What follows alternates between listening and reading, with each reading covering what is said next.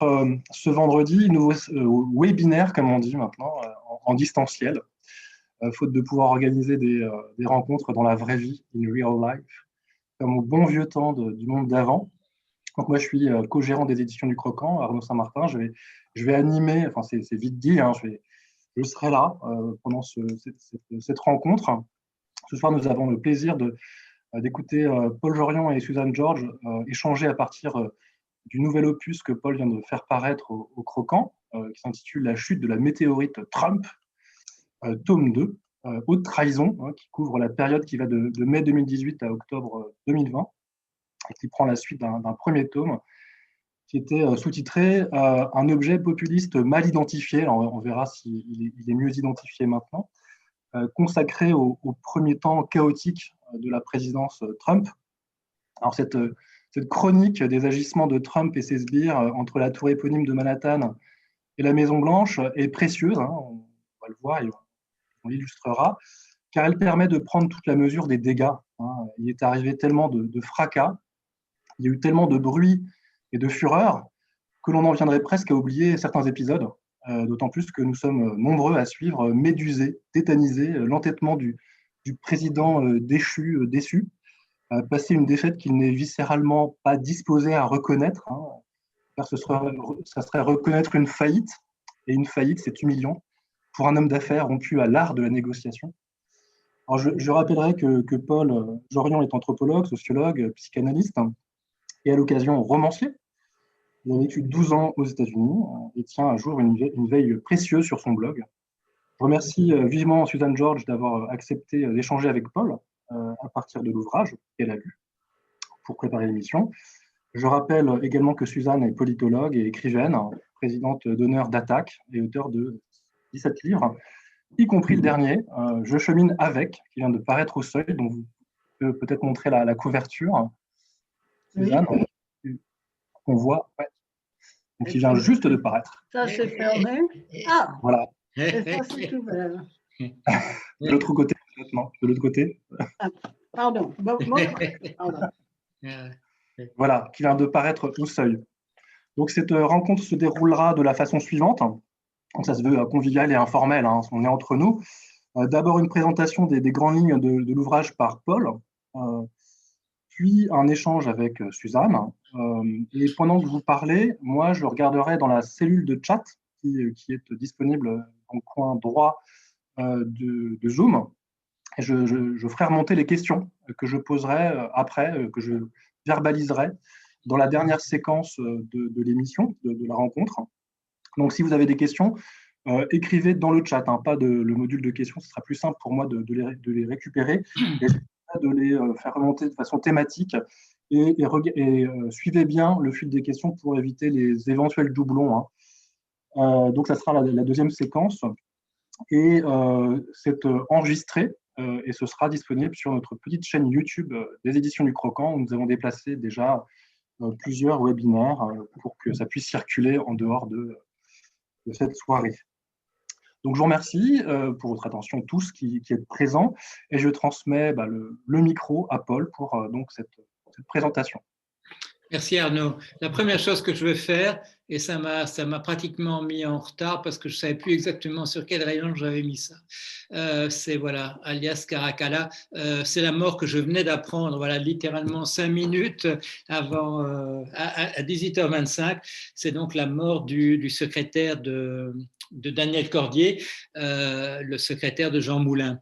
Alors, il me semble qu'il est toujours essentiel voilà, de rappeler qu'est-ce qui est important, qu'est-ce qui est vraiment important. Et là, c'est quelque chose qu'heureusement ma génération n'a pas connu. C'est la guerre sur le territoire où on se trouve, c'est l'occupation. J'ai connu ça que par les récits de mes parents. J'ai connu ça par les récits voilà, qu'on essaie de cacher d'ailleurs aux enfants de ceux qui étaient morts dans les camps. C'est important. C'est un souvenir personnel. Je me trouve à Blois et c'est à cette occasion qui est une sorte de festival annuel sur des historiens. Et il se fait que cette année-là, c'était, je ne sais pas, il y a 3-4 ans, j'étais invité par les historiens et il y a Olivier Salvatori, qui donc la personne qui aidait Daniel Cordier à rédiger des volumes comme celui-là chez Gallimard et qui m'avait d'ailleurs aidé à publier mon livre qui s'appelait Comment la vérité et la réalité furent inventées chez Gallimard.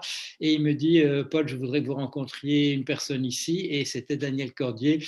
À l'époque, il avait déjà donc 96, 97 ans.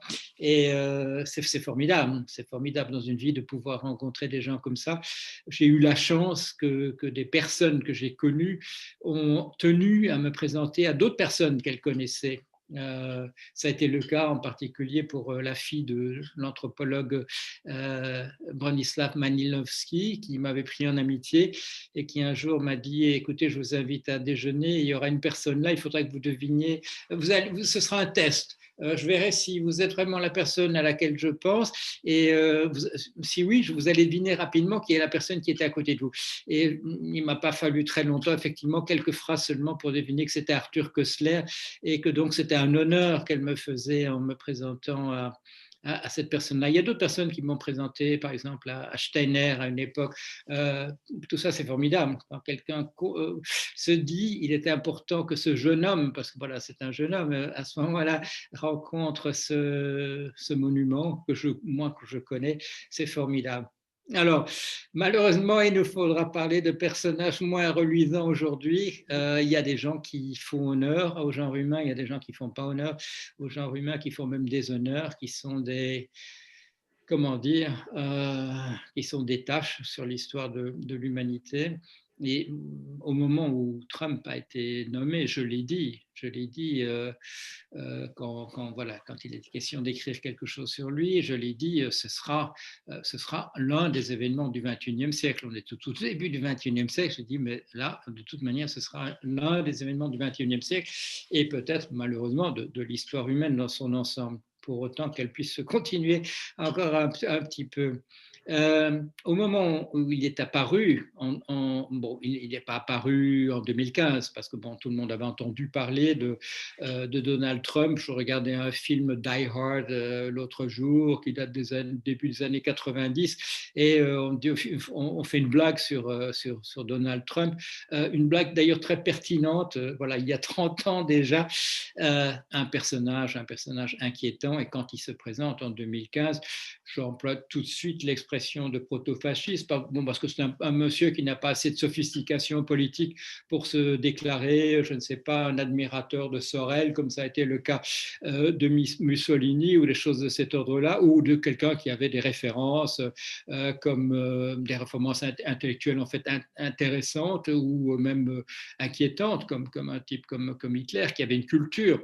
Tout le monde l'a dit, il y a à l'endroit, dans l'alcôve qui vous conduit au Oval Office, à l'office ovale, pour rencontrer Trump à la Maison-Blanche, à l'endroit où il y avait d'habitude les livres que le président est en train de lire, etc., il n'y avait plus qu'un seul livre, le livre de Tony Schwartz, The Art of the Deal, dont tout le monde sait maintenant que c'est Tony Schwartz, le prête-plume qui avait écrit ce livre d'un bout à l'autre et qui d'ailleurs s'exprime beaucoup en ce moment à la télévision. On lui demande son avis sur Donald Trump. La pensée de Donald Trump, c'est Tony Schwartz qui l'avait écrit. Il se bat la coulpe, il regrette d'avoir fait ce livre qui finalement a donné une espèce d'envergure pseudo-intellectuel ou en tout cas comme homme d'affaires de Trump. Maintenant, on sait que Trump a perdu, au début de sa carrière, essentiellement perdu des millions et des millions et que c'était son père qui alimentait, qui le remettait à flot à partir de fonds secrets. Ces fonds secrets étaient constitués essentiellement par des opérations de tricherie vis-à-vis du fisc, essentiellement des opérations où tous les matériaux qui étaient utilisés pour la construction immobilière du père Fred étaient surfacturés d'une entreprise à l'autre pour constituer un fonds secret. On s'est posé beaucoup la question sur des fonds qui viendraient éventuellement de la mafia russe au moment où les entreprises de Trump dans des casinos échouent. En fait, non. Qu'a fait son père? Il est venu un jour dans un des casinos dans le New Jersey, à Atlantic City, qui était sur le point de se mettre en faillite. Et le père a fait, je ne sais pas s'il est venu personnellement, mais en tout cas a fait que quelqu'un est venu avec 3 millions de dollars en argent liquide et a acheté pour 3 millions de jetons dans le casino. Je dirais, l'escroquerie est beaucoup plus simple finalement que ce qu'on imagine. C'est de la tricherie au niveau ordinaire. Et donc, à partir de 2015, donc, quand il se présente aux primaires pour le Parti républicain, là tout de suite, je fais attention parce que je me dis ce personnage est très dangereux. Et je le suis donc par des billets qui ne sont pas nécessairement quotidiens, mais presque.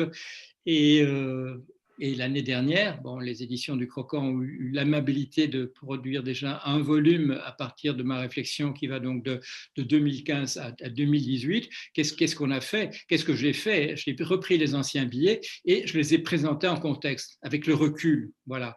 Donc, chaque billet est présenté par il y a une introduction, et une introduction générale, bien sûr, aussi, disant ce que j'ai vu là, est-ce que c'était bien de le voir ou est-ce que c'était pas une bonne analyse au moment même. Je crois que tout ça se tient dans l'ensemble. Et puis donc, voilà, on s'est dit on va faire un volume qui paraîtra à peu près au moment de l'élection et un deuxième volume avec l'histoire donc entre le début 2018 et maintenant. Et c'est donc cela que Louis Weber et que Arnaud Saint-Martin ont eu l'amabilité de publier aux éditions du Croquant. Je voulais te dire, pour commencer, une chose, c'est que je suis plus âgée que toi et j'ai connu Sylvie Cordier, Sylvie, la femme de Daniel Cordier. Elle était charmante, je l'ai rencontrée avec d'autres dames qui avaient été emprisonnées par les Allemands. Et Sylvie avait souffert aussi. Les femmes étaient très importantes. Elle était à Ravensbrück, alors que son mari était le secrétaire de Jean Moulin. Mais passons maintenant aux choses à la fois plus drôles et plus graves. Je trouve que ton livre est très remarquable et une fois qu'on a pu comprendre que c'est une série de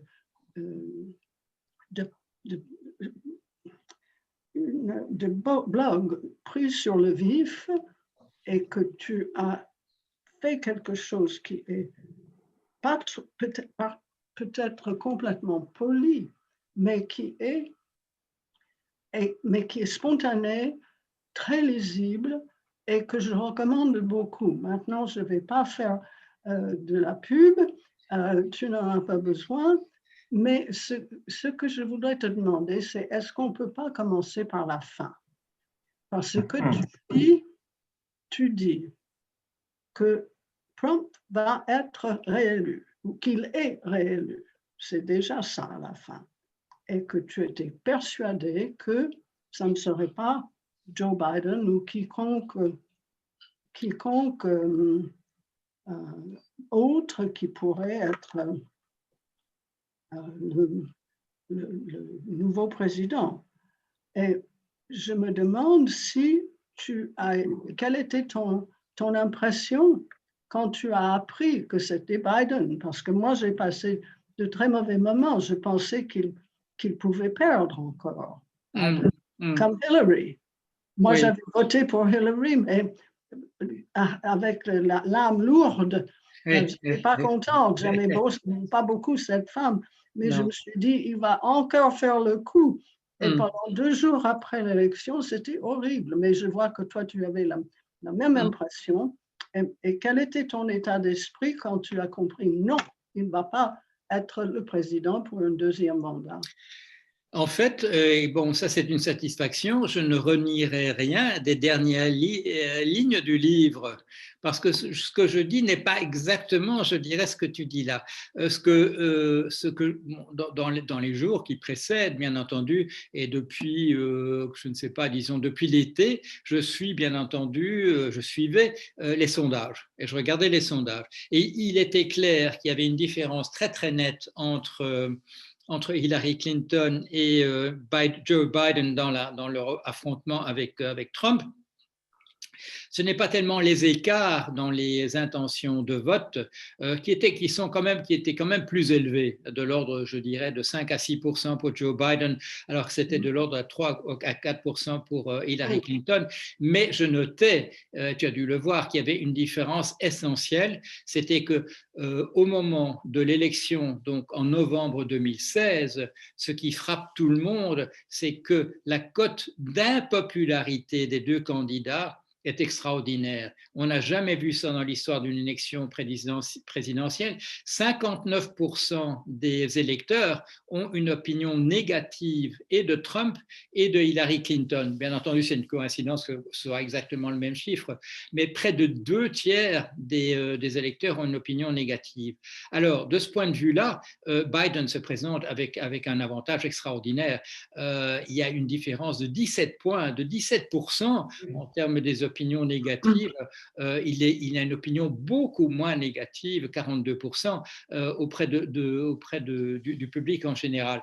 Donc là, je me dis, ça va faire une différence. Alors, du point de vue des sondages, on sait qu'un certain nombre de gens, et c'est typique, je dirais, des gens qui votent pour des candidats populistes, quand ils sont interrogés par des sondeurs, il y a une partie qui dissimule, qui n'osent pas, qui savent qu'il y a un stigma associé à un candidat comme celui-là. Pourquoi? Parce que l'opinion générale, c'est que les gens votent selon leur intérêt, quelqu'un qui va défendre mes intérêts. Et quand l'identification, comme on dit dans un vote de simple contestation, de protestation, quand l'identification est simplement parce que c'est un personnage détestable, parce qu'il représente, je dirais, le même degré que moi-même en termes de ressentiment, les gens ne sont pas très enthousiastes à le révéler à quelqu'un qu'ils ne connaissent pas, qui est un sondeur. Donc ça, c'était la différence. Et comme je l'avais pu le voir en 2016, et contrairement à ce qu'on raconte, c'est un ragot qui circule toujours, quand on dit les instituts de sondage se sont trompés entièrement en 2016, ce sont des gens qui n'ont pas lu véritablement ce que les sondeurs disaient à cette époque-là, qui ont pu dire ça. Il y a eu un problème, le problème c'est à la dernière minute, c'est la réapparition de la question du serveur de Hillary Clinton au moment où elle était Secretary of State, donc ministre des Affaires étrangères. Mais ce que je dis dans le livre, je dis la chose suivante, dans les dernières phrases. Je dis, on ne sait pas où on va se retrouver, et je sais que donc les sondeurs considèrent que c'est Biden qui va l'emporter. Je dis, mais avec les pouvoirs dont un président aux États-Unis dispose, il a la capacité d'orienter le vote dans son sens. Et c'est exactement ce qu'on voit ces jours derniers avec Trump, qui téléphone à des gens qui sont en train de vérifier les votes au Michigan, qui leur a des longues conversations avec eux. Une dame en particulier qui avait dit, oui, bon, le vote dans tel county, dans tel comté était tout à fait correct. Trump l'appelle pour, soi-disant, d'après ce qu'elle dit, c'était juste pour savoir si j'allais bien, mais le fait est qu'elle écrit le lendemain un affidavit pour dire non, je te retire ce que je viens de dire. C'est un président qui n'a aucune, j'allais dire de bonne manière, mais c'est pas ça, qui n'a aucun respect pour les institutions. Appelons-les démocratiques, voilà, je dirais par convention, puisque ce sont des pays qui ne sont pas des pays autoritaires, mais il n'a aucun respect pour les institutions. Il est prêt à utiliser tous les moyens en sa faveur, d'accorder la grâce présidentielle à des gens qui ont été condamnés dans des procès pour d'excellentes raisons. Un personnage prêt à s'accorder à lui-même la grâce présidentielle. Donc, je te corrige un tout petit peu. Bien entendu, quand j'écris je suis là pour ça. Oui, d'accord, mais quand j'écris ça le 5 septembre, c'est-à-dire bon, quand même 2 mois avant l'élection, je dis comme ça se présente plutôt bien pour Biden. Encore que tu as dû le voir dans le livre, je suis extrêmement critique pour Biden. Et au moment où a lieu le impeachment, la procédure de destitution, et où le Parti démocrate décide qu'il va le faire uniquement sur cette question de l'Ukraine, et que tout le monde sait que Monsieur Biden est quelqu'un qui, voilà, c'est un type sympathique, blablabla, mais c'est quelqu'un qui a quand même trouvé absolument normal que son fils Hunter soit dans le conseil d'administration d'une entreprise en Ukraine et reçoive chaque mois $50 000 simplement parce que son nom c'est Hunter Biden, parce que c'est le fils d'un vice-président. Je dis à ce moment-là, ça n'aidera pas non plus les démocrates. Le billet, tu as dû le voir que je fais à ce moment-là, je dis, quand on apprend cette histoire, je dis mauvaise nouvelle pour les républicains et pour les démocrates. Oui, c'est sûr. Mais alors, à ce moment-là, si nous sommes dans le cas où, par exemple, moi j'ai su que Trump allait gagner la première fois, j'étais étonnée et même les sondages étaient très pour Hillary Clinton. Tout le monde, tous les Américains que je connaissais disaient que Hillary va gagner. J'ai dit non, vous allez voir. Et en fait, je crois que les gens qui refusent de dire la vérité aux sondeurs sont ceux qui se sentent pas à la hauteur, qui sont mal payés, qui sont mal fichus, ils estiment être négligés, et c'est vrai. Et ils pensent que Trump comprendra ça et que Hillary ne comprendra jamais. Cette fois-ci, il y a eu, heureusement, assez de travail par les démocrates, j'en ai essayé d'en faire partie, et c'était beaucoup mieux organisé parce que les démocrates, j'appartiens aux Democrats Abroad, autant dire toutes les vérités, Democrats Abroad, démocrates à l'étranger, n'est-ce pas, en France, nous sommes 9 millions dans le monde, eh bien, nous étions beaucoup plus à l'aise cette fois-ci parce que, d'une part, les démocrates avaient envie de sortir et de voter. Ils avaient peur, évidemment, que ça se passe comme ça, parce que si ça avait été Trump, et ça je l'ai dit à tous mes amis, c'est tout de suite, l'Amérique est un pays fasciste. Ça va être totalement transformé. Et on retournera probablement jamais à ce qui était tout de même un idéal, la Constitution, enfin, toutes les... Ce sont peut-être des mots comme ça, mais ça compte pour les Américains. La preuve, c'est que nous avons toujours le système absolument de 1777 d'avoir les votes par État avec, c'est pour ça que quelqu'un a 305 votes et pas 7 millions, enfin on sait qu'il a 7 millions, mais le collège électoral, c'était fait, c'est un phénomène de l'esclavage parce qu'il fallait faire dire au sud où il y avait de grandes propriétés, mais pas beaucoup de monde, c'est-à-dire les Blancs, les hommes et les Blancs, mais beaucoup d'esclaves. Alors, on a fait cette horrible règle 3-5.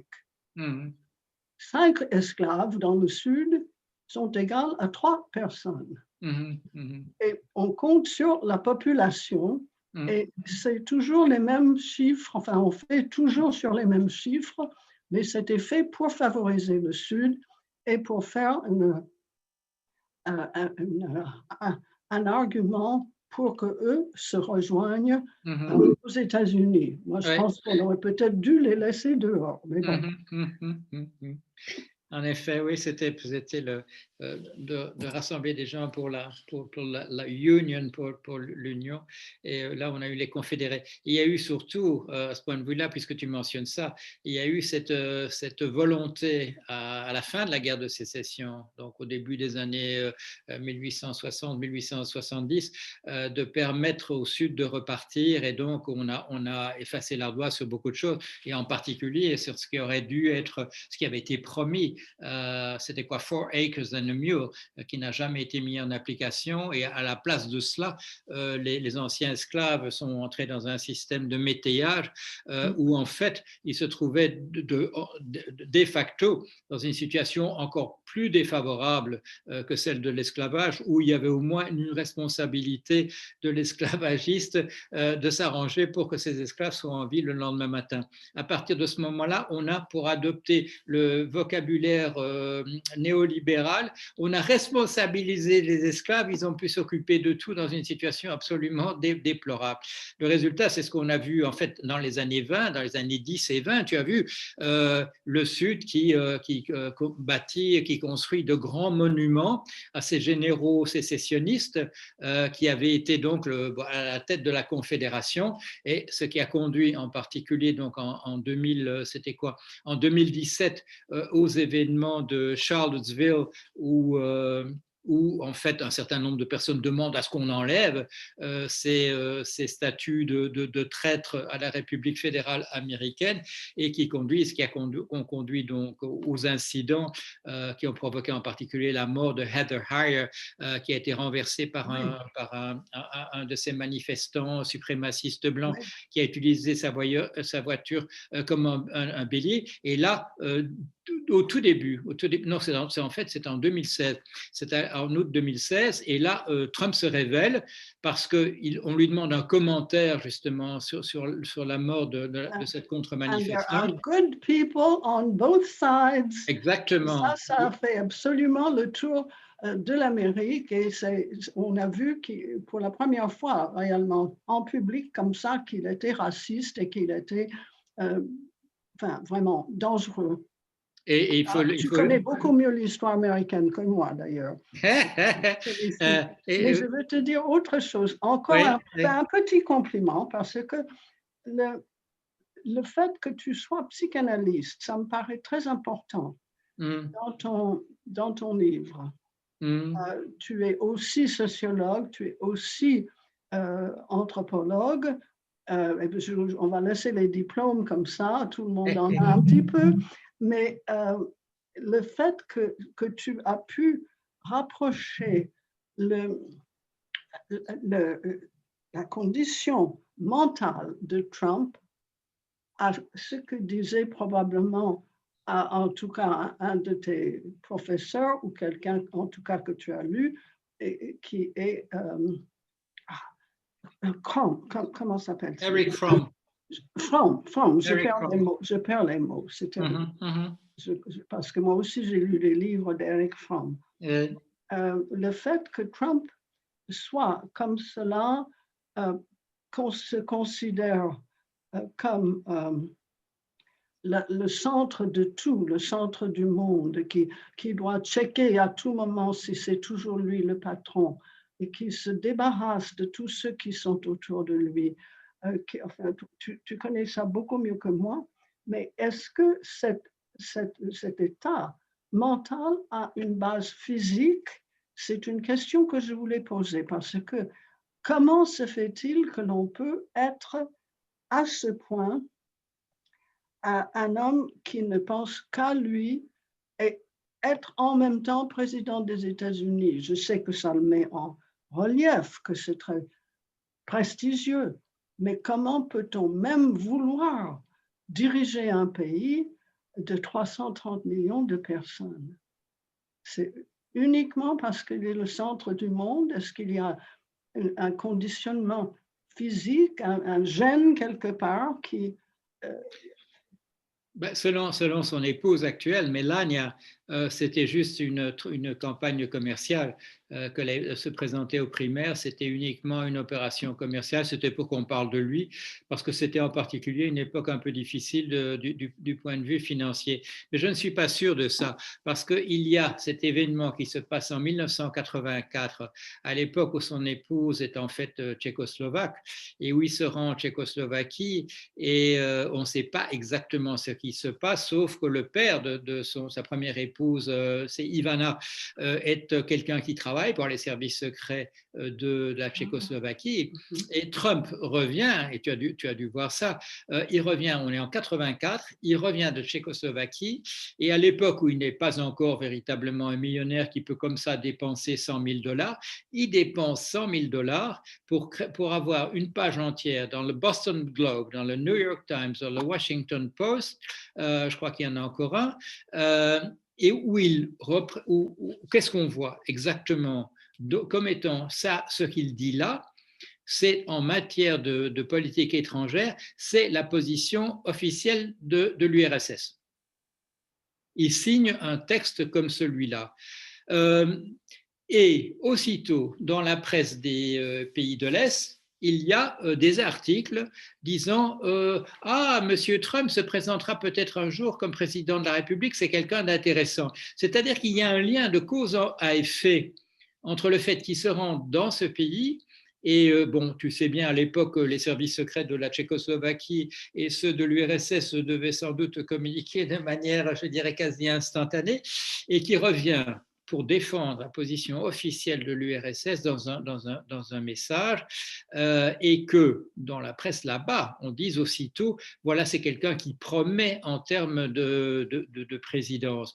En 84, donc ça fait quoi? Ça fait il y a 36 ans, il est encore quelqu'un de très jeune, et ça n'a aucun sens que quelqu'un qui est connu uniquement comme étant comment dit-on, un entrepreneur dans le modèle dans le domaine de l'immobilier fasse une grande déclaration politique. Et peu de temps après, quand on l'interviewe, parce qu'il y a quand même quelques journaux qui l'interviewent à ce propos-là, ils disent ah oui, la question de la guerre froide, bon, c'est une question simplement de bombe atomique, et c'est une question que tout le monde peut maîtriser. D'ailleurs, moi, je l'ai maîtrisée en à peu près un quart d'heure. Bon, Oui, oui. on a déjà Donald Trump disant absolument n'importe quoi. Tu le racontes Donc, très bien. la question de Trump devenant président des États-Unis, elle est posée peut-être pas aux États-Unis, mais dans la presse étrangère, en particulier dans le monde de l'Est, elle est posée il y a 36 ans.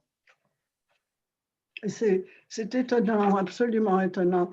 Est-ce que tu peux alors retourner aux États-Unis et me dire quelque chose que je n'ai jamais compris? Parce que quand le rapport Mueller est Oui. sorti, et je ne savais pas que grâce à toi que je le sais, que c'était l'horrible, maintenant, Attorney General, le grand, enfin, président. Oui, ministre de la Justice. Oui. Ce monsieur Barr. William Barr. Oui. William Barr, qui est vraiment le pire que l'on puisse imaginer. Il est totalement pour Trump et il ignore la loi, ce qui est quand même grave pour les attorney general. Mais je trouve que le rapport de Mueller est étrangement, et quand c'est sorti, même avec les caviardages de Barr, pourquoi est-ce aussi d'un côté, mais de l'autre côté, enfin pourquoi il ne prend pas position? Parce que tout ton bouquin va vers le fait que c'est un espion russe, en gros, enfin un peu. Et d'ailleurs, le titre, c'est haute trahison. Oui, selon moi, oui. Oui. Donc, bon, et puis tu fais un très bon cas pour ça. Et c'est ce que j'ai pensé très tôt aussi. Mais Mueller, qui est tout de même quelqu'un qui a occupé une place importante, il a été à la tête du FBI pendant 12 ans. Oui. Alors, comment peut-il être pris comme ça, comme un bébé? Il n'a pas été pris comme un bébé. Il n'a pas été pris comme un bébé. Il y a eu un peu une surprise. Au moment où il vient, parce qu'on l'oblige à déposer, devoir faire une audition, on s'aperçoit que c'est un monsieur qui est plus vieux qu'on imagine. Il hésite un peu pour ses mots, il a des problèmes de mémoire, c'est clair, et sa voix est un peu chevrotante. Donc, ce n'est pas l'ancien commandant de marine il a été une époque le grand chef du FBI à l'époque des événements donc des Twin Towers, des tours jumelles, mais ce qu'il fait est extrêmement subtil, parce que qu'est-ce qu'il fait? Il inculpe uniquement des Russes, soit des gens qui sont à Saint-Pétersbourg et qui sont des civils dans cet institut sur l'Internet, de recherche sur l'Internet, soit des fonctionnaires qui sont donc des militaires. Il les inculpe eux, mais dans des rapports où il est mis person one, la personne numéro 1, l'individu numéro 2, etc., dont chacun peut lire que c'est Donald Trump. Mais simplement, il prend à la lettre cette idée qu'un président américain en exercice ne peut pas être inculpé. Mais il constitue un dossier extraordinaire, ce qui me permet que le jour où il y a dans le calendrier une chose extraordinaire. Mueller inculpe donc ses officiers russes la veille du jour où Trump va rencontrer Poutine. La veille du jour où il rencontre Poutine. Et on sait que Trump va faire ce qu'il fait d'habitude, c'est-à-dire essayer d'avoir un entretien secret individuel avec Poutine, où Trump sera convaincu qu'il est uniquement avec deux autres personnes, l'interprète russe qui traduit dans les deux sens ce que lui dit et ce que Poutine lui répond, et Poutine lui-même. Il croit qu'il est seul avec eux. C'est le lendemain du jour où Mueller a rendu son rapport disponible, où il dit, en fait, si quelqu'un maintenant, avec ce qu'il sait de rapports de la Russie avec nous, si à ce moment-là quelqu'un révèle de l'ordre d'un secret américain à ces Russes, dont on sait maintenant exactement ce qu'ils font, ce n'est plus une question de collusion, c'est une question purement et simplement d'espionnage. Alors, ce n'est pas écrit comme ça. J'ai la chance d'avoir eu un père qui était juriste et qui, c'était au déjeuner ou au dîner, expliquait ce que les termes juridiques voulaient vraiment dire. C'est ça qu'il a fait Mueller. Mueller, à mon sens, il n'a pas fait d'erreur, il a préparé entièrement les choses pour la suite. Et alors, je te rappelle, au moment où Adam Schiff a une discussion avec lui au moment de l'interview de Mueller et où Adam Schiff, qui est donc président démocrate de cette commission, lui dit « Est-ce que monsieur Mueller, s'il s'agissait davantage d'une question de contre-espionnage, est-ce que des situations comme celle-ci ne seraient pas extrêmement difficiles pour un pays ?» Et Mueller lui répond « Oui, parce que ça demanderait véritablement une organisation irréprochable. » C'est à peine codé. Personne, moi je n'ai vu personne, ni dans la presse américaine ni ailleurs, qui a relevé ces deux ou trois phrases. Mais ces deux ou trois phrases, c'était entre Schiff et Mueller de dire cher ami, nous savons bien, toi et moi, qu'on est dans une question de contre-espionnage, c'est-à-dire une question effectivement de ce qui a pu se passer véritablement en Russie quand Trump se trouvait là. Ok, très bien. Bon, mais eux deux le savaient. Mais qu'est-ce que tu fais alors de toute la population américaine? Et là, je dis entre parenthèses qu'il y a eu une question et on devrait spécifier exactement qu'est-ce qu'on entend par les Américains, parce que, je peux vous le dire, c'est une société de classe. Autrefois, on disait, ah, mais les Américains, c'est un classless society, une société sans classe, ce qui est absolument le contraire de ce qui se passe réellement. Et d'ailleurs, je pense que ça fait partie de la psychologie et de la psychose de Trump, parce que sa famille était immigrante, ils ont été jamais reçus, ils habitaient le Queens, c'est comme si, je ne sais pas, quelqu'un en France était né en Seine-Saint-Denis, où il y a beaucoup de gens très bien, je ne veux pas critiquer la Seine-Saint-Denis, mais ce n'est pas un nid de milliardaires. Et les New-Yorkais de Manhattan n'auraient absolument pas l'idée d'inviter quelqu'un qui vient des Queens. Mhm. Voilà. Et je pense que ça a pu contribuer aussi à ce narcissisme de Trump, parce qu'il fallait dire, bon, Oui. c'était pas, ça c'est pour répondre un tout petit peu à la question de cette personne qui nous regarde. Et du coup, bien sûr, j'ai oublié ce que je voulais dire. J'étais très déçue, tout le monde était déçu. Tous ceux qui étaient autour, on attendait de grandes choses de Mueller. Et il a donné une sorte de soupe tiède. Et c'était peut-être pour toi évident que, et c'était peut-être évident pour le monsieur du Congrès, enfin aussi chiffre. Mais pour le public, ça nous laissait complètement, ça nous larguait complètement, alors qu'on avait envie d'entendre des choses vraies sur son comportement et sur sa mentalité et sur ses crimes. Oui, mais il y a un moment donné, c'est juste avant l'élection de 2016, c'est une discussion entre Comey, James Comey, qui est à la tête du FBI, et celui qui dirige, j'oublie son nom, mais qui dirige la campagne du Parti démocrate, et qui lui dit à Comey, pourquoi est-ce que vous sortez des choses comme ça qui sont entièrement contre le Parti démocrate et pourquoi vous ne dites rien à propos du Parti républicain? Et la réponse, elle est évidente. C'est parce qu'on peut parler de ce qui se passe au niveau du Parti démocrate, parce que ça ne concerne que des Américains, alors que ce qu'on pourrait dire sur le Parti républicain, c'est le candidat à la présidence est probablement un espion russe. Et ça, Comey sait qu'on ne peut pas le dire, et il le fait entendre à la personne qui lui répond. Et c'est ça qui déséquilibre, je dirais, toute la présidence de Trump, c'est qu'on peut parler, on peut dire, si un démocrate a volé 25 centimes dans une boutique, on peut en parler dans les journaux. Mais de tout ce qu'ont fait les personnages, les Paul Manafort, les Roger Stone et tout ça, on ne peut pas en parler parce que tout ça, ce sont des questions en fait, parce qu'on sait maintenant, parce que Manafort, il envoie des messages cryptés à son collaborateur dont on dit c'est un agent russe.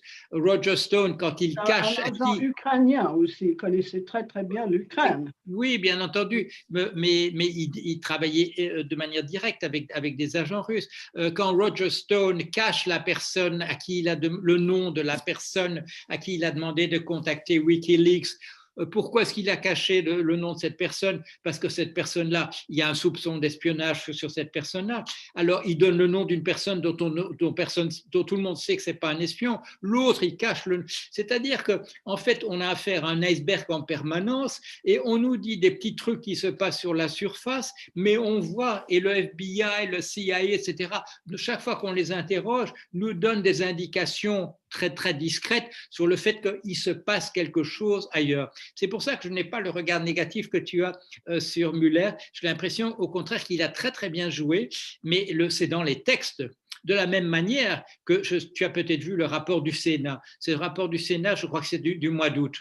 Et quand ce grand rapport du Sénat, signé par les deux partis, c'est signé par les deux partis, c'est un rapport bipartisan, et que la presse nous dit ben ça ne parle pas du tout de ces accusations sur le fait que peut-être les Russes auraient des dossiers sur le fait que quand Trump était dans un hôtel à Saint-Pétersbourg ou à Moscou, il s'est passé des choses et que ça aurait été signé. Quand tu vas voir ce rapport, et je regarde ce rapport, il y a 10 pages de ce rapport tout en noir, mais dont le titre est « Que s'est-il passé réellement à l'hôtel Ritz à Moscou ?» Alors on nous dit, on n'en parle pas dans ce rapport. Si, il y a 5 pages, mais qu'on ne peut pas lire. Mais ça ne veut pas dire qu'on n'en parle pas, il y a 5 pages. Et si tu regardes les pages un peu avant, il y a des photos de M. Trump en compagnie de certaines dames dont le visage est plus ou moins caché, mais on le voit entrer et sortir de Ritz avec des personnes dont l'apparence générale, bien qu'on ne voit pas leur visage, est de personnes bien habillées, etc. etc. Et tu sais l'histoire, quand le lendemain du jour où on parle de cette affaire qui se serait passée au Ritz à Moscou, il se rend au ministère des affaires du commerce de la Russie, Et les fonctionnaires du ministère du Commerce se demandent pourquoi il est accompagné de 2 jeunes personnes de très accortes et très sympathiques. Mais ce sont manifestement les personnes avec qui il a passé la nuit et qu'il a sans doute, parce que c'est Trump, dit « Et demain, je vous emmène au ministère du Commerce ». Personne ne comprend ça. Même les Russes ne comprennent pas qui sont ces 2 jeunes filles qui l'accompagnent quand ils rencontrent un ministre. Mais quand on connaît un petit peu Trump, quand on connaît toutes ces affaires avec Stormy Daniels, avec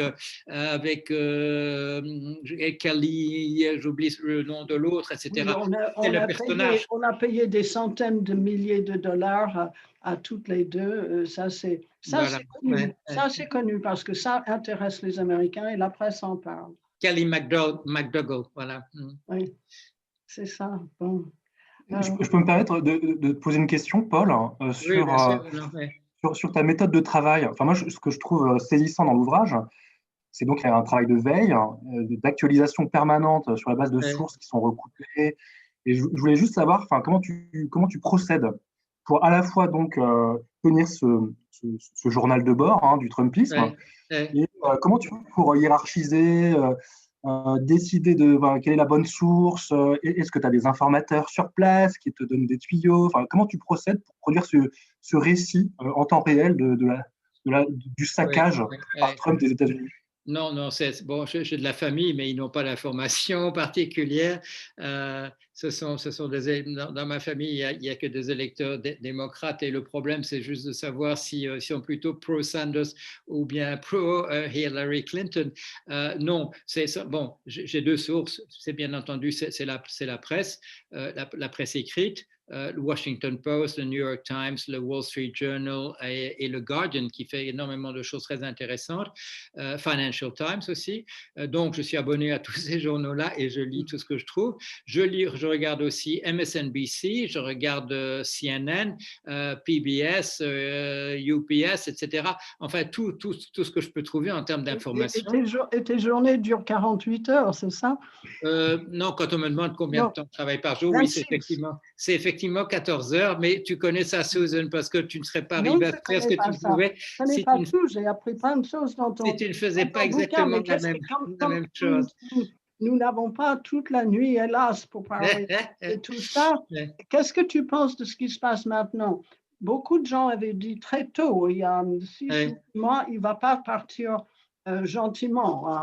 Non. Et alors, qu'est-ce que tu penses parce qu'il y a, apparaît-il, 70% des républicains qui croient qu'effectivement, ça n'était pas l'élection la plus surveillée de l'histoire des États-Unis, comme dit celui qui est l'un des tout récents mis dehors, Chris Krebs, qui a passé 2 ans, 6 et 3 avec son équipe, à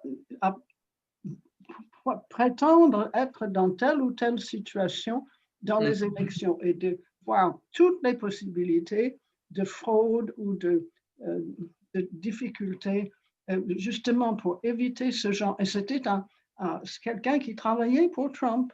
Et Trump l'a mis dehors parce qu'il a dit non, c'est l'élection absolument le plus policée dans l'histoire du pays. Alors, qu'est-ce qui va se passer maintenant? Oui, juste pour terminer, pour répondre à la réponse à Arnaud sur mes sources d'information, je lis aussi quand il y a des rapports qui sont, des inculpations, quand il y a des rapports judiciaires, des commissions du Sénat ou du Congrès, je lis tout ça. Voilà. Et je prends le temps qu'il faut. Et pour le rapport du Sénat, c'était 350 pages. Pour le rapport Muller, c'était 500 pages. Mais je les lis. Et bien entendu, c'est là qu'on trouve des informations. Ou aussi, quand il y a des dépositions directes, je suis, à ma connaissance, la seule personne qui a noté le fait que Muller essuie une larme au moment où Schiff lui pose une question. Quand il lui dit est-ce qu'on n'est pas dans une situation extrêmement tragique pour notre pays, à ce moment-là, les larmes viennent aux yeux de Muller et il essuie une larme. Et là, bon, j'ai regardé donc tout ce qu'on a pu dire dans les journaux, à la télévision américaine, j'ai vu personne qui avait noté ça. Mais pourquoi? Parce qu'il faut vraiment avoir les yeux rivés sur l'écran pendant que ça se passe. Si à ce moment-là, vous saisissez votre tasse de café parce que voilà, vous ne l'avez pas vu. Pour ce qui est de ce qui va se passer maintenant, là, tu le sais, Susan, moi, ma réputation aux yeux du public, c'est essentiellement parce que j'ai prévu la crise des subprimes. J'ai dit, ce truc dont personne n'a entendu parler, qui sont des securities, des titres subprime, c'est une partie infime dans l'économie américaine, mais ça va provoquer une catastrophe. Et là, je me suis avancé. Mais dans une situation comme celle-ci, où il y a tellement d'éléments en place, où c'est une catastrophe au sens de René Thom, et que ce que disait René Thom à propos des catastrophes quand il en parlait, si je laisse tomber mon miroir et qu'on me dit il y aura combien de morceaux, je vais vous dire il est brisé, mais je ne veux pas vous dire combien de morceaux il y aura, pour combien d'éclats de verre il y aura par terre. Et là, je crois qu'on est dans une situation de ce type-là. Il y a tellement d'éléments en présence, il y a une telle détermination de Trump, il y a encore des tas de choses dans les pouvoirs qui sont les siens auxquels on n'a pas encore pensé. On a vu, c'est à peu près il y a 4 jours, qu'il a consulté ses généraux pour savoir si on pouvait aller détruire l'Iran d'un seul coup. Ça l'aurait bien arrangé. Tu connais sûrement le fameux film Walk the Tail, où Robert De Niro et Dustin Hoffman réfléchissent parce que la presse va publier une information sur le fait que le président a eu une relation avec une personne qui a moins de 18 ans, est-ce qu'on ne déclarerait pas à l'Albanie la guerre à l'Albanie pour attirer l'attention du public sur autre chose? Et ça, c'était bien vu. C'est les choses qui se passent en ce moment même. Tu sais, il y avait ce rapport de Anonymous, la personne qui a signé Anonymous et qui avait d'ailleurs fait un éditorial op-ed dans le New York Times. Cette personne avait dit à l'époque, il y a heureusement autour de Trump suffisamment encore de gens que quand il a un dossier qui pourrait produire une catastrophe, qu'on le retire à la dernière minute et qu'il s'en aperçoive même pas parce qu'il n'a pas la moindre idée de ce qui se trouve sur son bureau. Est-ce qu'on est encore dans une situation de ce point de vue-là? Au moment où on a parlé des événements de Charlottesville, au moment des événements de Charlottesville, il y a eu une demi-douzaine, 6 au moins généraux qui ont dit « Monsieur Trump, on n'est pas, vous et moi, dans le même pays. » Et on dit à peu près la même chose. On n'est pas, nous, à la tête de troupes qui représentent la défense de gens suprémacistes blancs.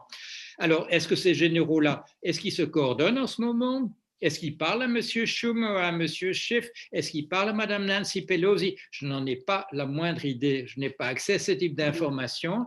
Est-ce qu'il y a un filet de secours? Je ne sais pas. Est-ce que Trump est arrivé suffisamment à détruire ce qu'il appelle, lui, le deep state, et qui en fait simplement c'est l'administration? Est-ce qu'il est arrivé là, à le détruire suffisamment? Je n'en ai pas la moindre idée. Il paraît qu'il a dit à quelqu'un que peut-être qu'il allait partir, mais qu'il reviendrait en 2024. 24. Oui. C'est une possibilité. C'est possible, oui. Hélas, mais nous avons le temps tout de même de comprendre ce qu'il a fait, et j'espère qu'il sera pris tout de suite en tôle, enfin qu'il y aura des procès contre lui, parce que c'est pas seulement les affaires sexuelles, c'est aussi énormément de fraude, énormément aussi certainement de captation, et puis la haute trahison, ça n'est pas rien. Est-ce que, à ton avis, on en parlera franchement quand il ne sera plus président? Est-ce que l'on peut admettre aux États-Unis que l'on a pu avoir quelqu'un comme ça qui était le président des États-Unis et qui a commis crime sur crime? Oui, oui. Ben, il y a 2 éléments. Tu m'as vu sans doute applaudir chaque fois que Mueller, au lieu de transmettre les dossiers au niveau fédéral, où Trump peut se donner la grâce à lui-même, qu'il le distribuait dans différents États. Et c'était les Attorney Generals de New York et d'autres États qui devraient s'occuper de cette affaire. Ça me paraissait extrêmement prudent de sa part, et c'était une bonne manœuvre. Mais tu viens de me poser une deuxième question dont j'ai oublié ce que c'était.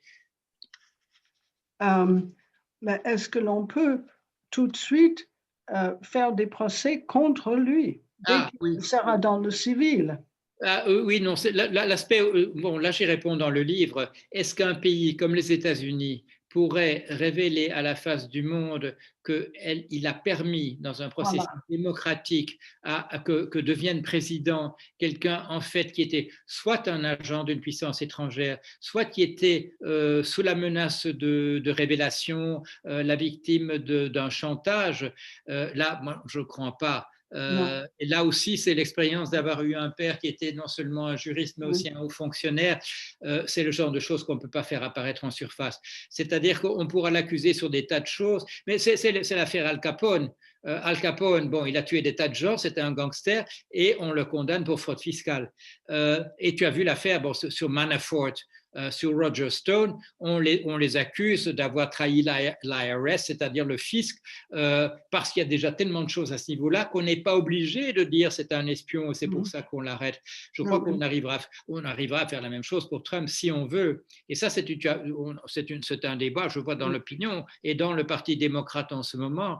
Si on arrive au pouvoir avec Biden, est-ce qu'il faudra le poursuivre, oui ou non, ou mettre ça entre parenthèses? Le personnage est tellement dangereux pour la suite que beaucoup de gens disent qu'il vaudrait mieux le mettre carrément sur les barreaux. Et tu as peut-être vu ma proposition depuis longtemps. Ma proposition, c'est que dans une situation comme celle-là, dans l'Antiquité, parce que ça existait, qu'est-ce qu'on proposait au chef de l'État? On lui proposait l'exil. On lui proposait l'exil, un exil doré, bien entendu. Les îles. Ah, les îles. L'exil, un exil. Exil. Sur une île, oui. Islands. Éventuellement sur une île, mais ça peut être aussi, je ne sais pas, dans un pays qu'il aime bien comme l'Arabie Saoudite où il a beaucoup d'amis. Mais je crois que j'ai insisté. Et j'ai d'ailleurs pensé à faire, je l'ai fait, une vidéo qui a assez bien circulé finalement en anglais aussi, en disant simplement, c'était quelques phrases, en disant proposez s'il vous plaît au président Trump l'exil comme une porte de sortie, pour qu'il ne se retranche pas comme il est en train de le faire en ce moment, en sachant que s'il perd, ce sont des centaines d'années de prison qu'il risque. Oui. Ça croise. Quelqu'un nous pose la question, Trump et les républicains. Ce Trump, avant de devenir un politicien, a été dans le Parti démocrate pendant quelques années, et puis il allait dans le Parti républicain, et puis il retournait chez les démocrates, etc. Je crois que c'est pas la question. La question, c'est quel est son pouvoir, quelle est sa puissance là où il est, parce qu'il est tout à fait capable de redevenir démocrate demain matin s'il veut, je ne sais pas, tout est comme ça, tout est pour son intérêt et l'intérêt du moment. Est-ce que tu crois que Trump est stupide, en gros? Je crois qu'il est très malin, mais stupide, parce qu'il y a des moments dans le livre où on a cette impression qu'il se laisse faire par des gens beaucoup plus intelligents que lui. Les Russes, pour commencer. Oui, parce que bon, tu as dû voir le SAT, donc l'examen qui permet d'entrer dans le système universitaire aux États-Unis. Sa nièce a révélé qu'il avait payé un de ses camarades pour le faire à sa place. Il n'a jamais réussi à entrer véritablement dans une université d'un niveau suffisant. Mais ceci dit, il a eu comme conseiller Roy Cohn. Son premier avocat, c'est Roy Cohn. Et qui est Roy Cohn? C'est l'âme damnée de Joseph McCarthy à l'époque du McCarthy. Mon Dieu, celui-là. L'idole, le mentor de Trump, c'est Roy Cohn, qui est en fait la plume de Joseph McCarthy. Ça, c'est le personnage qui l'impressionne. Et au moment, et ça c'est très typique, et ça tout le monde l'a raconté, c'est son meilleur ami. Il parle que de Roy Cohn, et un jour on apprend que Roy Cohn, qui est homosexuel, a le sida, et à ce moment-là, Trump fait immédiatement ce qu'il fait avec tout le monde. Quand on lui demande qui est Roy Cohn, il dit c'est une personne que je n'ai jamais rencontrée, je sais pas. Jamais, oui, ça c'est la énième fois qu'il fait ça.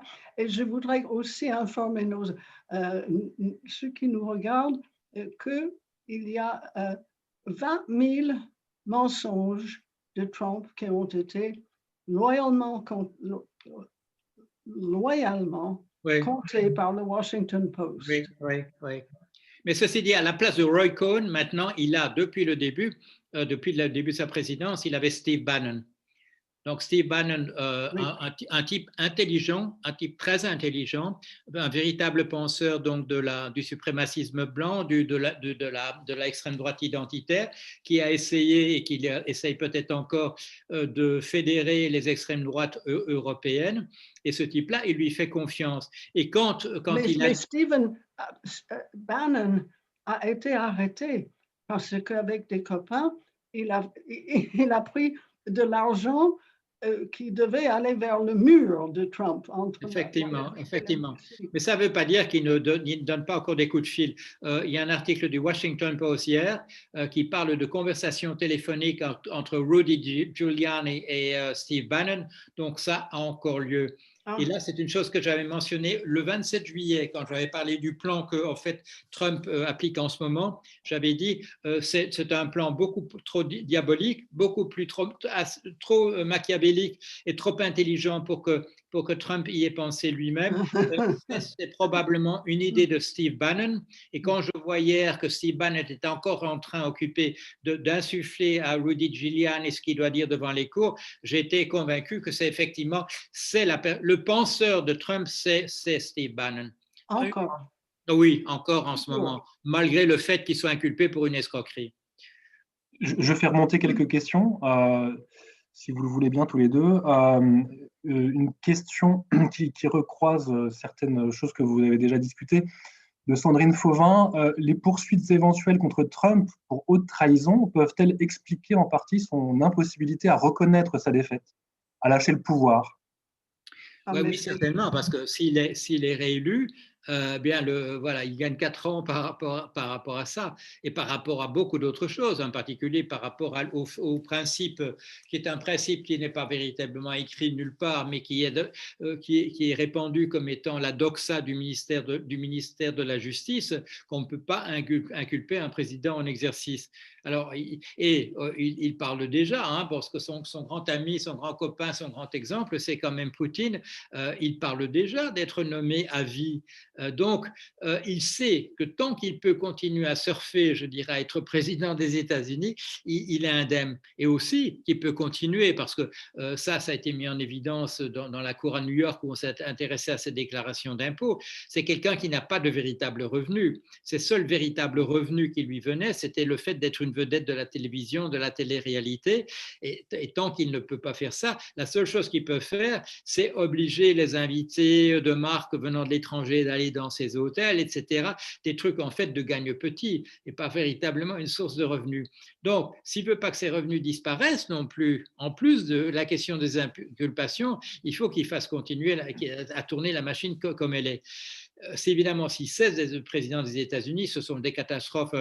Deutsche Bank, qui le soutenait depuis des années par des prêts, s'il n'est plus président des États-Unis, Deutsche Bank va lui dire monsieur, vous devez tant de centaines de millions à la prochaine échéance. Et ça, bon, les journaux financiers comme le Wall Street Journal et le Financial Times font le compte-rendu, le relevé de tous les emprunts qu'il a fait et qui vont bientôt venir à échéance et qu'il ne pourra pas rembourser. Non, c'est quelqu'un qui est la difficulté, je dirais, pour le système américain, c'est que c'est quelqu'un qui va devoir s'accrocher absolument à la présidence s'il ne veut pas que ce soit la catastrophe totale. Et c'est pour ça que, et Susan y a fait allusion à mon analyse un peu en psychanalyse, quand Fromm s'intéresse au personnage du narcissique malignant, du pervers narcissique comme lui, il souligne aussi, parce que le but du livre de Fromm, c'est de réfuter cette chose qu'on répète à son époque. Il écrit ça en 1964. Oui, mais Hitler, c'est pas vraiment un problème parce que c'était un fou. Bon, les fous, et qu'est-ce que vous voulez? Et il veut absolument rendre cela impossible, qu'on ne dise pas Hitler était un fou et qu'un personnage qui apparaîtrait du type d'Hitler, qu'on ne puisse pas à l'avenir dire c'est un fou, qu'on ait une analyse véritablement de type psychologique du profil de cette personne. Mais il dit aussi, c'est une personne qui, au moment, il il arrive par le pouvoir qu'il a à faire que le monde ressemble de plus en plus au mirage qu'il a inventé, parce qu'il peut pousser le monde dans cette direction-là. Mais si le monde s'effondre véritablement, et là on est avec Hitler dans son bunker, à ce moment-là, il n'y a qu'une possibilité pour un personnage comme ça, c'est le suicide. Et donc, vous avez peut-être vu, dans le premier volume déjà, j'ai dit, si le monde se dérobe entièrement par rapport à la représentation que Trump en a, le suicide ne doit pas être écarté. Et je vois dans des remarques qui sont faites dans l'entourage autour de lui, ce sont des allusions, ce n'est pas des réflexions au fait qu'il y aurait, au moment où Nixon pense à sa démission, dans son entourage, on s'arrange pour qu'il n'y ait plus un revolver quelque part dans un tiroir. D'après ce que j'entends, on est en train de faire des choses de cet ordre-là autour de Trump. Suzanne? Alors, il y a deux questions sur Julian Assange et Wikileaks. Il y a une question que moi, je peux... Je n'ai pas très bien compris ces passages-là non plus tu veux que... le livre de Paul. Je n'ai pas très bien compris si Assange aidait Trump, aidait la presse, aidait les gens qui étaient contents d'avoir les vraies nouvelles et pas des choses justement cachées, sauf pour deux personnes qui se comprenaient très bien. Et quid de l'avenir d'Assange avec Biden? S'il est extradé aux États-Unis, enfin, qu'est-ce qui va se passer pour son jugement? Aussi, est-ce que ça aide? On a une question de Yaren Altoun. Est-ce que ça va aider Biden? Bon, au moment où il y a l'affaire Assange, c'est en 2011, il y a 9 ans, j'écris immédiatement un petit livre et qui voilà, c'est publié aux éditions textuelles que j'appelle la guerre civile numérique. Voilà, parce qu'on est dans le hacking, on est dans la tentative donc d'Assange de donner de la transparence par rapport à ce que font véritablement les États. Il y a aussi, j'oublie maintenant le nom de son informateur, enfin ça va me revenir. Et donc moi j'écris un petit livre de défense vis-à-vis d'Assange. Ce qui se passe au moment de l'élection de 2016 et dans la campagne déjà à partir de 2015, c'est que Assange va effectivement apparaître comme un intermédiaire entre les agents secrets russes et la campagne américaine. Et il y a des discussions, effectivement, non pas directement par Roger Stone, mais par les interlocuteurs qu'il envoie, j'oublie leur nom, Enrico et l'autre, vis-à-vis d'Assange. Et Assange promet de révéler un certain nombre de documents. Ce qui se passe à ce moment-là est assez, je dirais, désespérant pour les gens de gauche qui l'ont soutenu. Parce qu'il a un choix à ce moment-là. Quand c'est ce qu'il révèle à propos de Hillary Clinton. Il peut faire des choses qui favorisent soit Bernie Sanders, qui est son rival dans la primaire, soit favoriser Trump. Et il fait le choix de ne pas favoriser Sanders et de favoriser Trump. C'est-à-dire que quand Assange va faire un véritable choix entre soutenir un socialiste ou alors un socialiste entre guillemets à l'américaine et un proto-fasciste comme Trump, il choisit le proto-fasciste. Donc là, il y a un véritable problème et bon, le regretté Bernard Stiegler, qui était la personne qui m'avait permis d'avoir un dialogue avec Assange un jour, nous en avons discuté. Nous avons même discuté dans un entretien que j'ai fait avec Stiegler. Quelle est notre position à toi, Bernard et moi, vis-à-vis d'Assange maintenant? Et en fait, on en avait, bon, je vends un peu la mèche, on avait discuté un peu avant l'interview, qu'est-ce que nous allons dire? Et nous allons dire, maintenant, nous avons certains doutes vis-à-vis du personnage. Si l'on pense à Snowden, là, il y a une possibilité, je dirais, aussi, pour que, vis-à-vis d'Edward Snowden, que Trump puisse éventuellement le gracier là aussi. Mais là, je reviens à quelque chose que Suzanne a dit au tout début par rapport à la famille de Trump. le grand-père, bon, le père de Trump, c'est ce qu'on appelle, voilà, dans l'argot, un marchand de sommeil. Le grand-père, c'est un tenancier voilà, de maison close. En anglais, on appelle ça, j'ai regardé dans la notice Wikipédia, on dit brothel en anglais et on dit lupanar en français. Ce sont des personnes, voilà, c'est le genre de famille, une famille qui n'a jamais une véritable reconnaissance. Quand Snowden écrit son livre, ses mémoires, et qui remonte aux gens du Mayflower du côté de son père et du côté de sa mère, Snowden, qui n'est pas un imbécile, très loin de là, c'est un génie. Moi, et d'ailleurs, quand il est apparu à l'horizon, je l'ai appelé tout de suite l'Amérique a désormais son Nelson Mandela. Mais il sait, Snowden, qu'en disant ça, d'une certaine manière, il y a une certaine immunité vis-à-vis de lui, puisqu'il fait partie de fait de l'aristocratie américaine du côté de sa maman et du côté de son papa. Moi, du côté de ma maman, mais pas et de ma grand-mère paternelle. Mais Paul, je veux te dire que ton livre, c'est pas seulement un bon livre, mais c'est un polar. Ah, c'est gentil. Ah, ça j'aime bien, oui. Et que parce qu'il y a des pistes sur lesquelles il faut continuer. Je pense que tu vas le faire. Il y aura un numéro 3. Alors justement, il y a une question. Il y a une question qui justement va dans ce sens-là. Alors donc là, c'était du polar. Maintenant, ça va être de la science-fiction. Pourrait-on avoir alors c'est Gaïa Lassaube qui pose la question suivante. Pourrait-on avoir une réponse détaillée sur l'avenir du Trumpisme comme mouvement politique, ça va être beaucoup plus difficile de nous débarrasser du Trumpisme que de Trump. Parce que maintenant, il y a beaucoup de personnes qui s'identifient à lui, qui ignorent le fait qu'il est milliardaire maintenant, parce qu'il a volé ici et là. L'histoire non, mais vous avez vu ses impôts. 150 €, enfin bon. Non, mais il a de l'argent, je ne sais pas où et dans quel trou, mais il en a. Mais le Trumpisme, c'est beaucoup de gens qui se sont reconnus dans lui, malgré son fric. Et qui, comme je disais au début, sur la famille, j'ai vu Trump peut-être pour la première fois en action dans c'était une télé et il était avec des gens qui et il disait c'était un peu un rallye. Est-ce que vous avez vu manger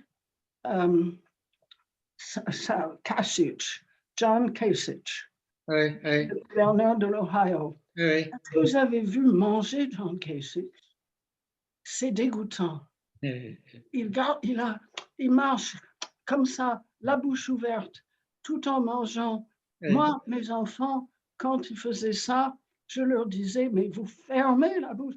Enfin, il fait tout ce numéro avec.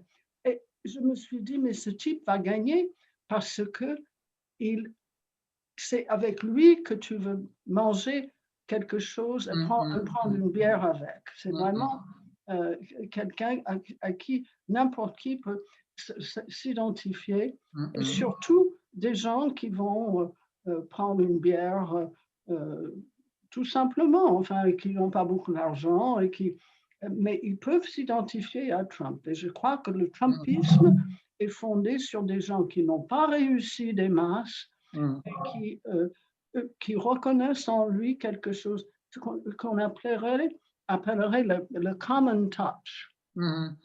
Toucher commun. Je suis commun, je suis comme vous. Pas à être impressionné. Et c'est pour ça que peut-être que son éducation douteuse a été utile pour lui, dans le fond. Mais je ne sais toujours pas d'où viennent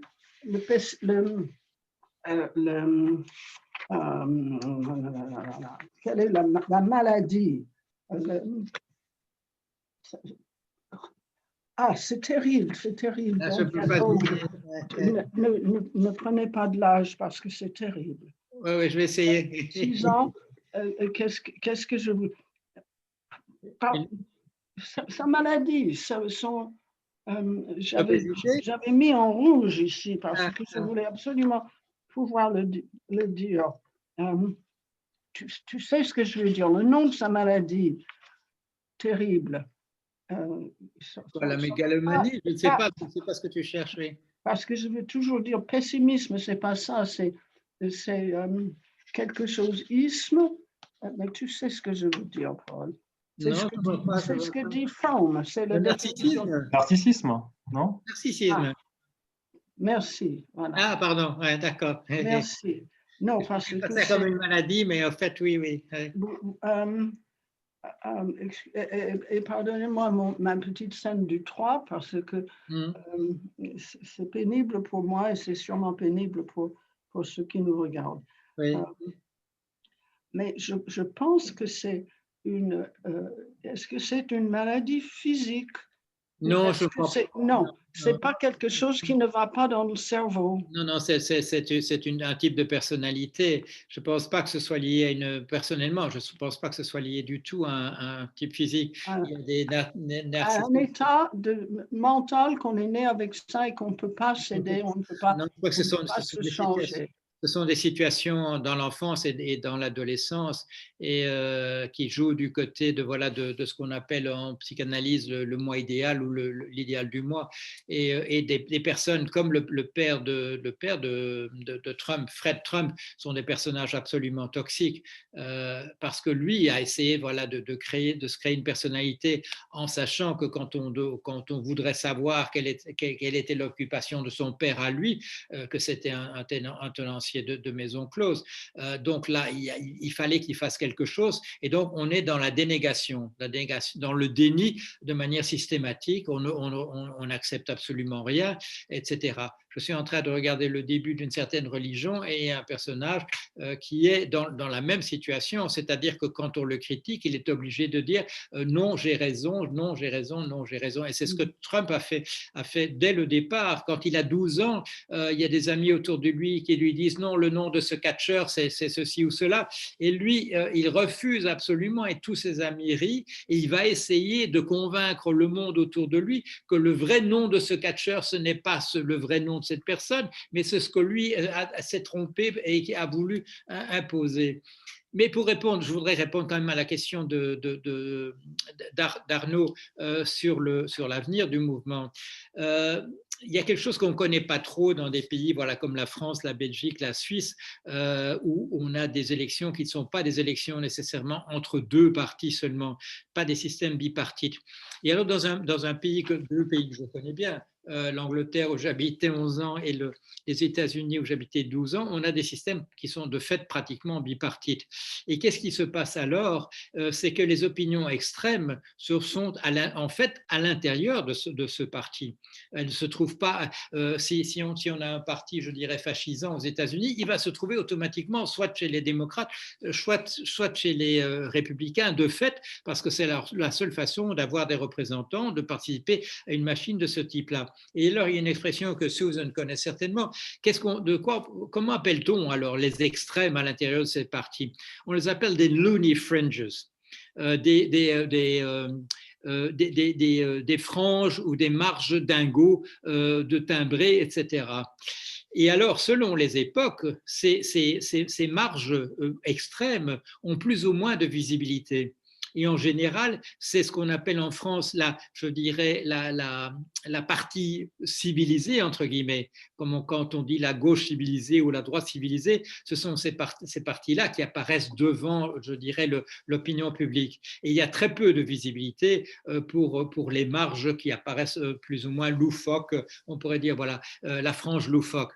Mais aux États-Unis, déjà avant Trump, était apparu sous le nom de Tea Party, une extrême droite à l'intérieur de son parti, qui a encouragé d'ailleurs l'émergence de Trump au moment où il a émergé. Et ce qu'on a vu avec Trump, et c'est peut-être ça l'originalité véritablement, c'est que la frange loufoque a acquis des lettres de noblesse, si l'on peut dire. Elle est apparue au premier plan. Elle est devenue, c'est là qu'on a trouvé des ministres, qu'on a trouvé maintenant les représentants qu'il nomme pour remplacer des gens qu'il destitue au fil des jours.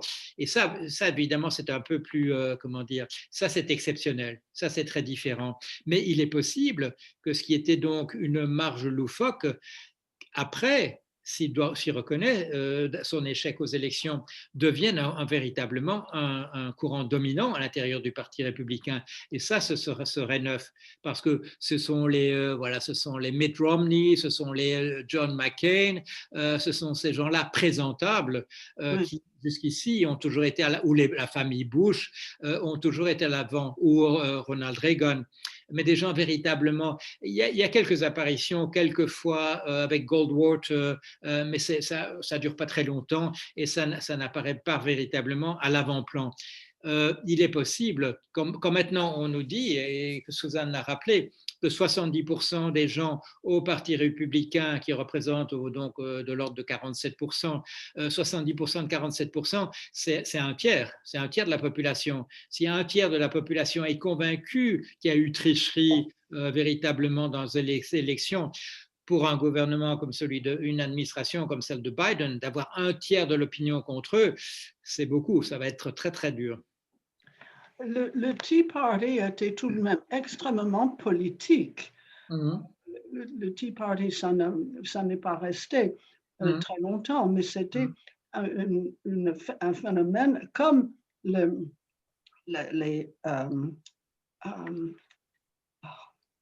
il faut que j'arrête parce que je ne peux plus paraître dans des situations comme ça. Autrefois, je donnais des conférences 3 fois par semaine. Oui. Et, bon. Mais Susan, de toute manière, ça s'est très très bien passé aujourd'hui.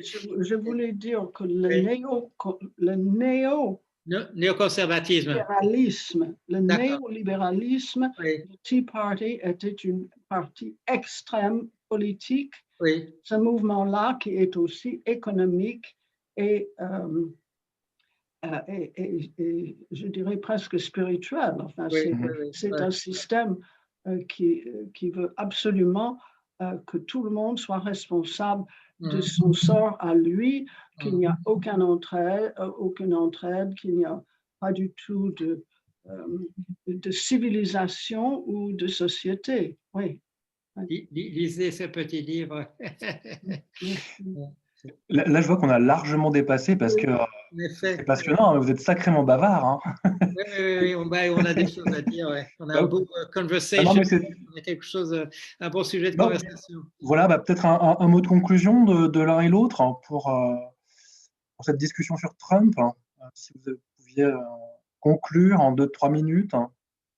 Je ne sais pas, moi je crois que ce qui m'a fait le plus plaisir dans ce que Susan a dit, on se connaît depuis pas mal de temps et on sait que sur l'éventail politique, on est à peu près au même endroit.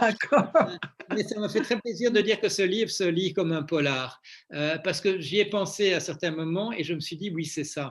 Et ces 2 livres parlent de la partie émergée et je crois que je parle de manière assez détaillée et très précise de la partie émergée, mais je ne cache pas la partie immergée. Et tant mieux.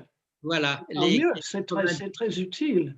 Les 90. Je prends les choses un peu comme ça, comme on me les présente. Enfin, mais c'est pour ça que j'ai dit que c'était très bien que tu sois aussi dans une catégorie qui a étudié les sciences, ou en tout cas les sciences sociales, mais aussi le behavior, le comportement, ce qui se passe dans le cerveau et dans les relations avec autrui. C'est extrêmement important.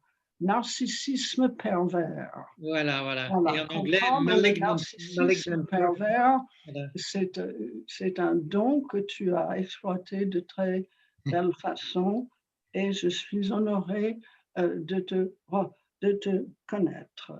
Voilà. Susan, tu sais à quel point c'est réciproque.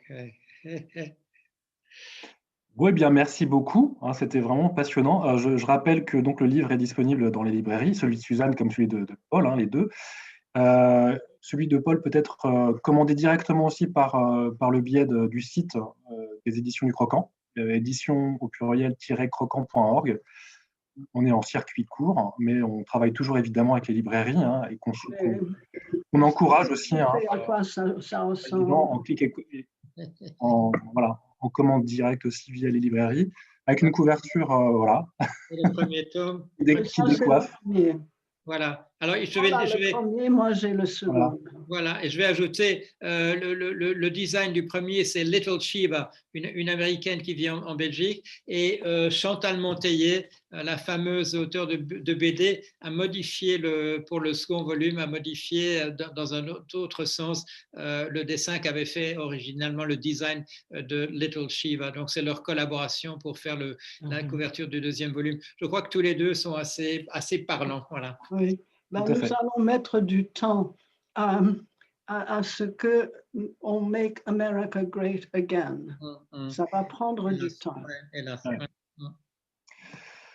Bien, sur cette note d'espoir quand même, hein, on finit. Et puis, merci encore pour tout le monde. Merci d'avoir assisté à cette conversation passionnante. Et puis, bonne lecture. Et tu nous procureras une vidéo qu'on pourra mettre en ligne. Oui, bien sûr, je te l'enverrai. Très bien, merci. Merci Susan, merci Arnaud. Et à bientôt, j'espère, malgré Merci à tous, merci aux qui sont les nôtres. Au Croquant aussi. Et au Croquant, exactement. Bien. Allez, au revoir. Au revoir. Et à Catherine. Il y a Catherine, oui, qui a s'occuper de comment dit-on, la régie, voilà, de la régie. Merci. Au revoir. Au revoir.